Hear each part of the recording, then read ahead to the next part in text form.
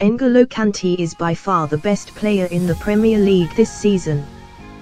Those were the words of Sir Alex Ferguson in 2016, when Kante and Leicester City were in the midst of one of the greatest seasons in football history. It was Kante's performances for the Foxes in that title-winning campaign that prompted Chelsea to pay £30 million for his services. The Frenchman has since gone on to make that fee look like a bargain. He helped Chelsea win the title in his first season, putting in a string of displays that were worthy of the PFA Player of the Year award.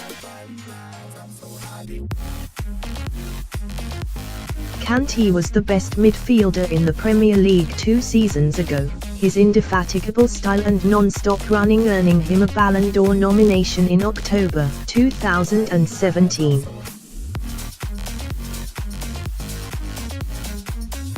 While Chelsea's defence of their title ended in disappointment, they finished 5th in 2017-18, with N'Golo Kante losing his job at the end of the campaign. Kante would still go on to win the club's Player of the Year award.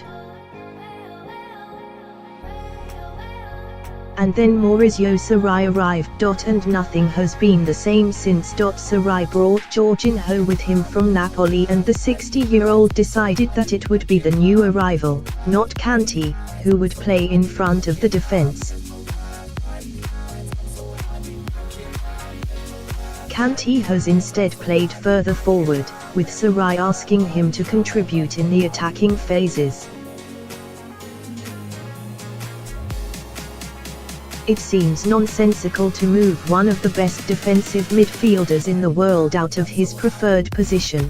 Kante now starts on the right of a midfield three, but Sarri has stuck with his ideology, despite the criticism. The world of football thinks that Kante should play as a deep-lying midfield player, but in the world of Sarri, he doesn't. He wants to play someone else. Former Arsenal defender Martin Keown said on BT Sport in January. So, what impact has the position switch had on Kante? Using Premier League and Who Scored statistics, GiveMe Sport has compared Kante's numbers from each of his 4 seasons in the top flight. The 27-year-old is currently on pace to set all-time lows for tackles per game, 1.8, tackle success, 51%, interceptions per game, 1.4, and recoveries per game, 6.8. 4 areas which he specializes in. This is what Sarri is missing out on by asking Kante to play in more advanced areas. It's startling to note how less impactful Kante is in the defensive aspects of the game now than he was during the 2015-16 season at Leicester.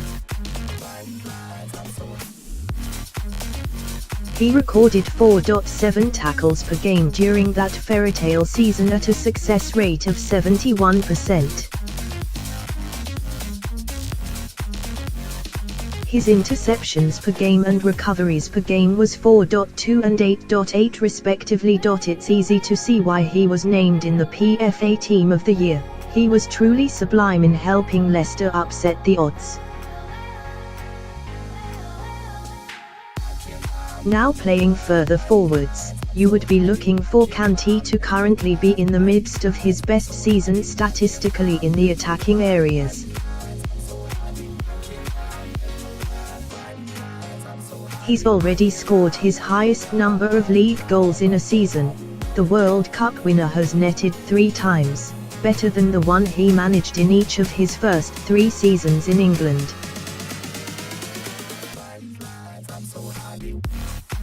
Kante has also recorded 4 assists, the same number he managed in the entire 2015-16 season and more than he had in his first 2 seasons for Chelsea. Kante is making more key passes per game than he ever has done before. Meanwhile, his 0.77 shots per game is the same as it was in the 2016-17 campaign, but significantly higher than it was in his one season at Leicester. Playing further forward opens Kante up to lose the ball more, particularly as he isn't the most adept player with the ball at his feet. And we're seeing the impact of that. He has been dispossessed on average 1.7 times per game under So. That number was 0.7 when he was at Leicester. So, while Kante is having more of an impact than he ever has offensively, has it really been worth it? When you see the drop-off in tackles, interceptions and recoveries, it seems unlikely. Sir insisted in November that Kante doesn't have the technical ability to play the holding role in his system. At this point it seems doubtful that view is going to change. And he's more than ready to deal with the criticism that continues to come his way.